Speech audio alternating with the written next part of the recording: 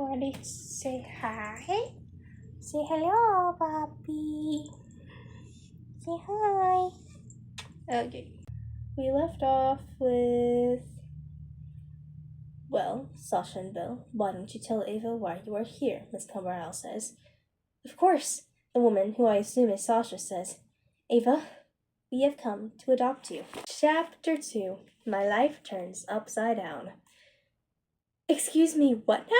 I ask, obviously confused. Adopt me? No one has ever wanted to adopt me in my whole life. Every time parents come to find a child, they always take one glance at me, make a face, and move on down the line. I can't say that I blame them, though. I've never been that much to look at. After all, I'm skinny, too short for my age, and my freckles don't make my appearance any better. I don't look all that smart either. I suppose they assume I am only street smart, and no one wants that. The man, Bill, replies with a simple, Yes, you. I look to Miss Cumberisle. She has her head in her hands, rubbing her temple. She's not taking this well. She has finally gotten the chance to finish me, and two random people want to adopt me.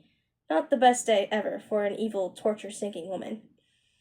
Turning back to Sasha and Bill, I ask them, But why me? Why would you want to adopt me? I'm just Ava. They look shocked. They share a look, and Sasha nods. Bill leans in to face me and replies, Because we hear you are very special, Ava. Me? Special? No, I cut myself short. Could it be that they have heard of the Jackrabbit fiasco already? No, not at all. That was too recent. Plus, they were probably trying to win me over to get me to agree to go with them. But as I make eye contact with Bill, I see there is much more going on here. What? I have no idea, but there is something there.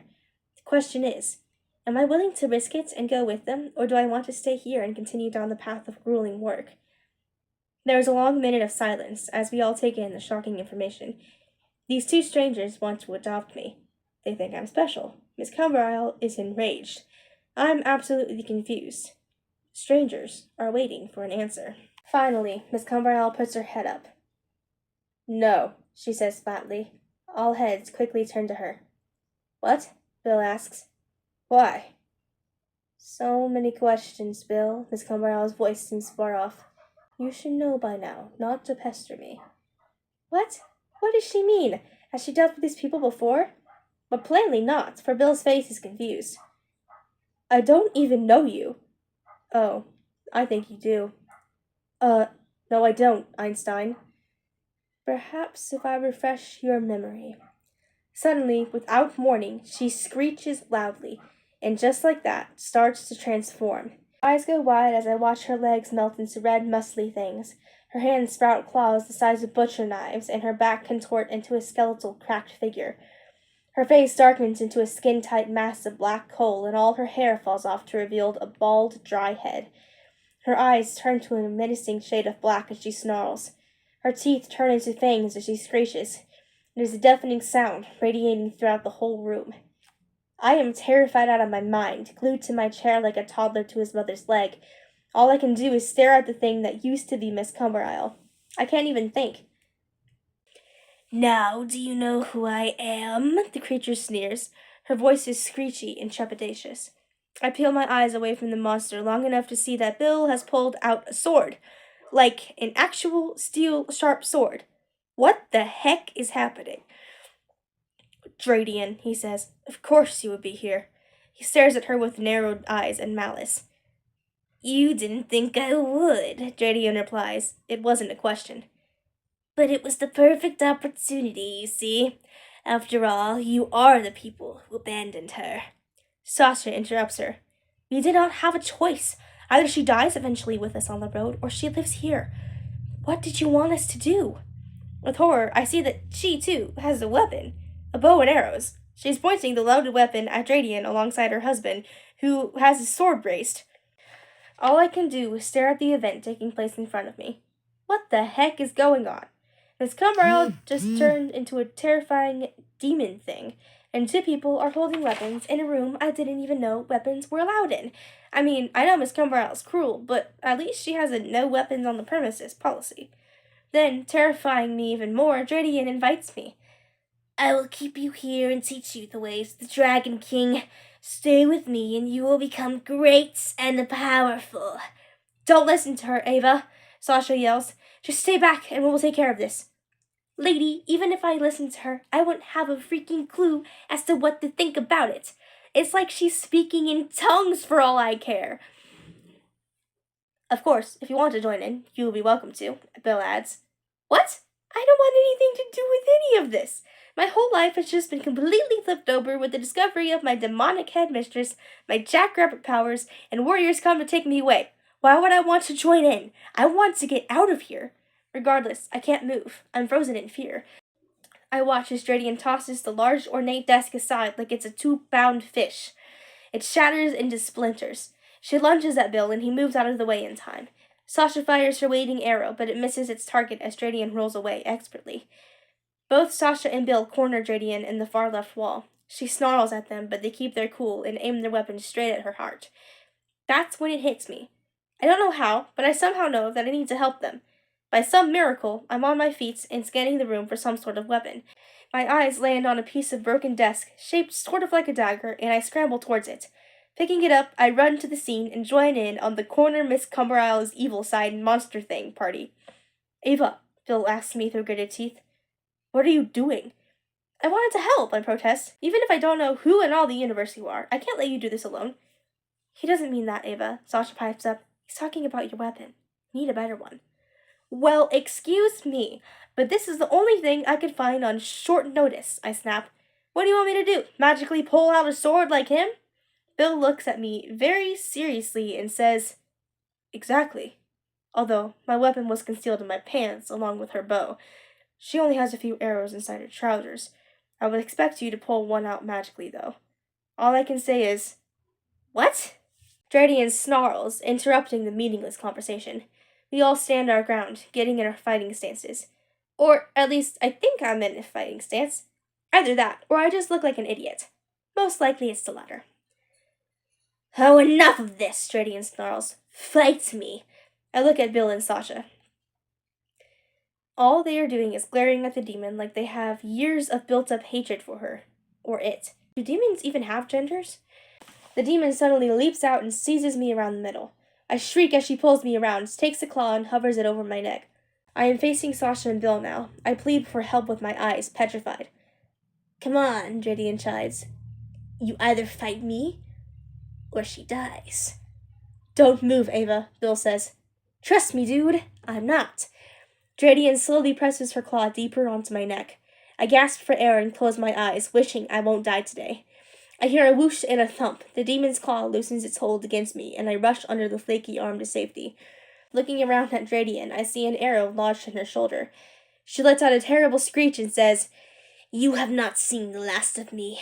Take the girl and leave. But be warned, I will return on the other side of this world. I will return to finish you. Then she disappears in a cloud of black smoke. All that's left of her is a broken desk and a trashed room. The three of us stand there in absolute silence. Bill and Sasha look like warriors with their big lethal weapons. I'm betting I look like an idiot with my stick in highly confused expression. Finally, Bill comes up to me and says, Did she teach you nothing? What? Did who teach me what? I reply. Rachel, we sent her to prepare you after all. He gives me a look that plainly says, You should know this, child. Instead of answering the correct way with, What the heck? My nerves make me burst out with laughter. Rachel? Oh my gosh, you people are nuts. They look at each other, then at me. They probably think I'm the one who's nuts. Then my mind seems to get its bearings as a small amount of adrenaline I gained from the past 2 minutes leaves me. How do they know about Rachel? Unless they've been spying on me my entire life, I don't see how. How do you know anything about me? I ask. Looks like you have a lot to learn, my little niece, Sasha replies. So many questions race through my brain like bullets from a machine gun. I feel like my head is about to explode. How do they know who Rachel is? Why did they send her? Who are they? How am I related to them? Are they telling the truth or just messing with me? Where are they from? Why did Miss Cumberland turn into a raging demonic beast? Where did she go? Out of all these reasonable options to ask, all I say is, What? They stare at me and I stare back. I study their faces and realize that Sasha looks like the woman I saw in my vision earlier. But Bill looks like no one I can remember. Ava, Bill says, come. There is much we need to catch you up on. I don't hesitate. Wherever they're going to take me, it's better than here. Anything is better than being found in a completely trashed headmistress's office, with no headmistress in sight. Hang on, I tell them. I just need a few things. Sasha looks to Bill. He nods. Okay, be quick. Meet us at the entrance hall. I stare at him for one more second and rush across the room and up the staircase. When I reach my room that I share with about 10 other people my age, I bang open the door. I don't care how loud I am either. Everyone is in class by now, probably gossiping about my predicaments, coming up with possible punishments I might be given. Not today, suckers. Today, my punishment is receiving a one-way ticket out of this dump. I hurriedly search through the jumbled closet for a bag. Upon finding one, I rush to my bed and pull out the one tote of clothes that I own that are not for school. I stuff 2 shirts and 3 pairs of jeans into the bag, alongside about 4 hoodies I've collected over the years. The hoodies have the ADL logo on them, but I figure, why not? It's not like I'm ever coming back to this place anyways. After collecting these items, I sprint my way out the door, back down the stairs, and skid to a stop right in front of Sasha and Bill. They lead me across the hall, down the front steps of the ADL, and into the front yard.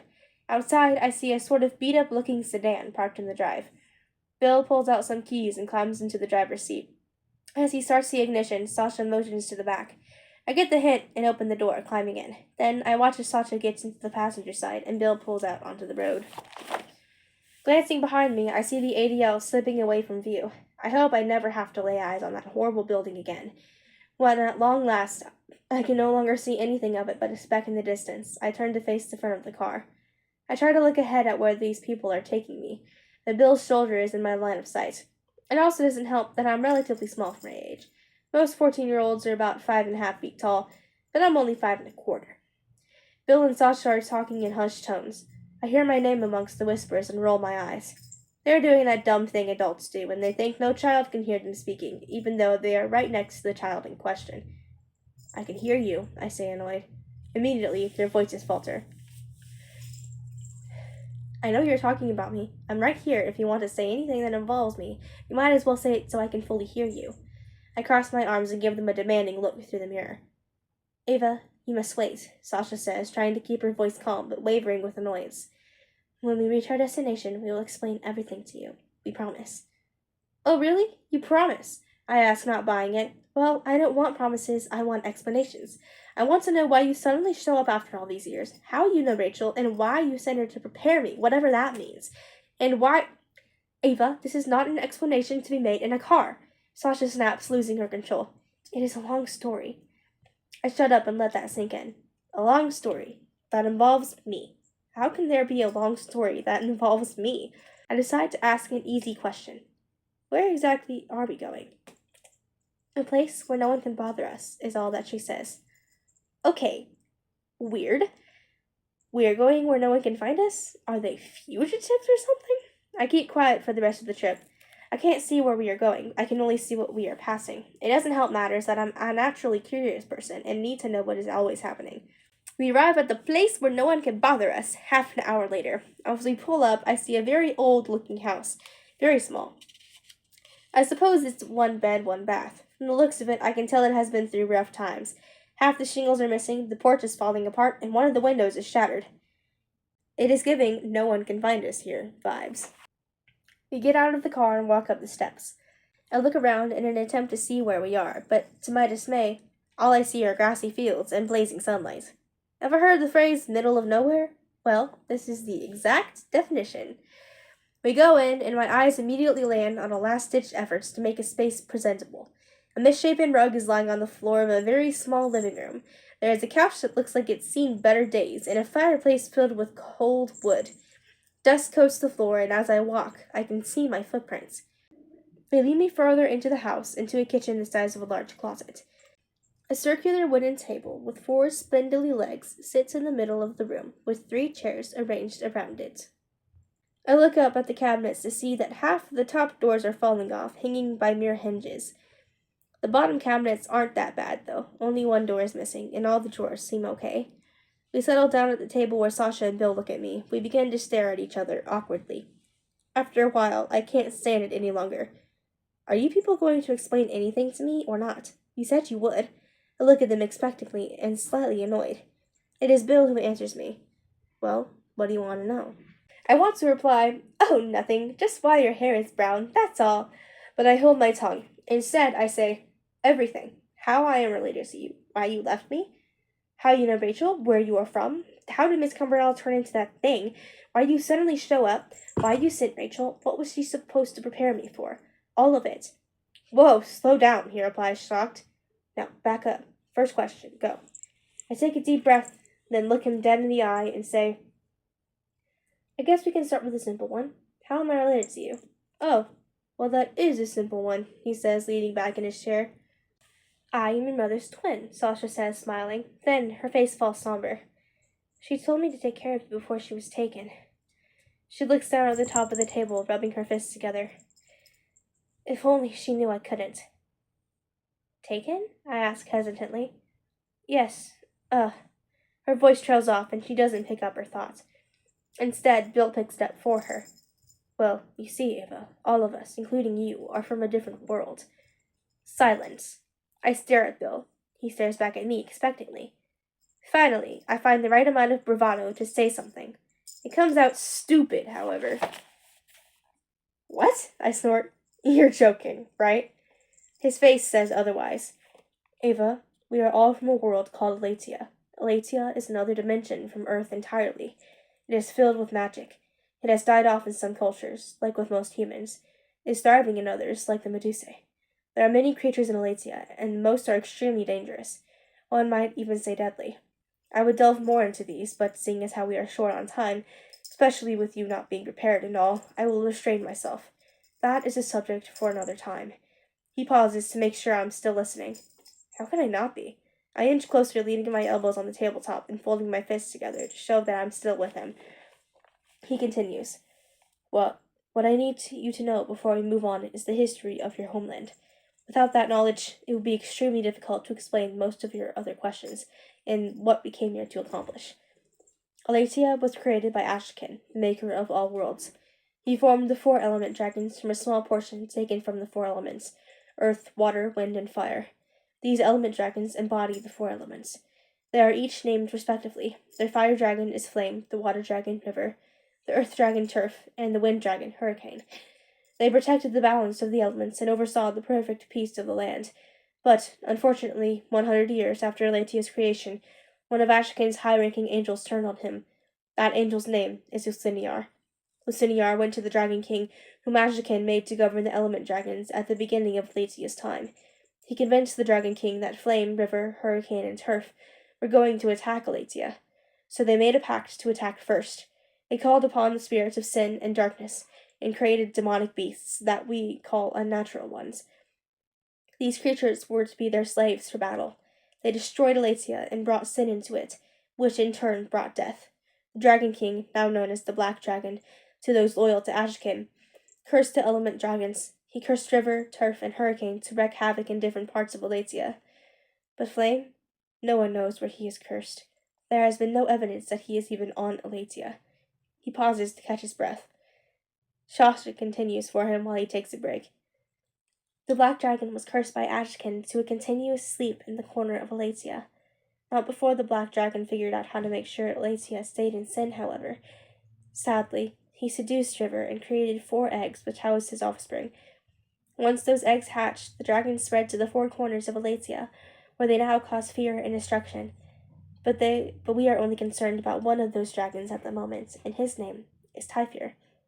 And why are we concerned about this Typhir, might I ask? I say. At first, I thought they might be making this world up as an excuse for leaving me, but the more they continue to talk about Elatia, the more I begin to believe it. Although this whole thing is still not fully making sense, I can tell there are pieces to the puzzle they have yet to reveal to me. I eagerly wait for more information. Because he kidnapped your parents, Saucer says. All I can do is stare at them. My parents are dead, I say flatly. No, they are not, Ava, she counters seriously. This is insane. I open my mouth to object, but Bill speaks, cutting my chance. As for the question of who we are, Sasha is your mother's sister, and I am your uncle. We are family. Sasha stares at him, warningly. Bill clears his throat. Just in case she doubted that, he explains himself. He explains himself. Well, that just about sums that question up. He's right. I wasn't too certain they were telling me the truth when they said that at first, but now, seeing they are serious, I suppose I should believe them. My heart jumps a bit. Family of my own? So, I guess I should call you Aunt Sasha and Uncle Bill? Despite the very deep conversation taking place, they both give a small smile. Then, Uncle Bill continues. You were born in Elatia and lived with your parents until you were 1. The night of your first birthday, Typhir appeared and destroyed your house. What happened there, I think your aunt would be better suited to explain. She was inside before I was. He looks at her. She looks grateful that he thought of her and says, Your parents were our neighbors. We woke up into an excessive heat wave, and when we looked out our window to see Typhir on your roof setting your house on fire, we rushed out. I reached the flames first. When I went in, I saw your father bravely trying to ward off the beast with his sword. Your mother was hunched over, protecting you. I remember I tried to help her up, but her back was gruesomely scorched, and she screamed in pain. She handed you to me and said, Take care of her. I assured her that I would. That's when your father yelled, Run! And I was carried off in the dragon's talons. A moment later, Typhir grabbed your mother before I could say another word. Her eyes well with tears as she tries to hold them back. I reach over and grab her hand, something I wouldn't normally do. You share a look of understanding. I get it, I say. Rachel got adopted on my 13th birthday, before we could carry out the plans we made for that milestone. I never even got to say goodbye. And Sasha smiles and lets a single tear drip down her cheek before wiping it away. So, what other questions do you have? She asks. Yes, I take my hand back. How do you know Rachel? Oh, Rachel, Uncle Bill says with a glazed look in his eyes. Now that's a story. That's it. We're done. It's the end of the chapter. Oh my god, she's so cute. Look at your baby. Look at your baby. Anyways, yep. Oh lord, this unedited video is 31 minutes long and counting. This is lovely. Anyways, yeah. By the way, I am 2 subscribers away from 50, and once I get 50 subscribers, I can start going live for reading my book on Monday nights. So, tell your friends. Just need 2 people. That's it. 2 people. Yeah. Yep. Okay.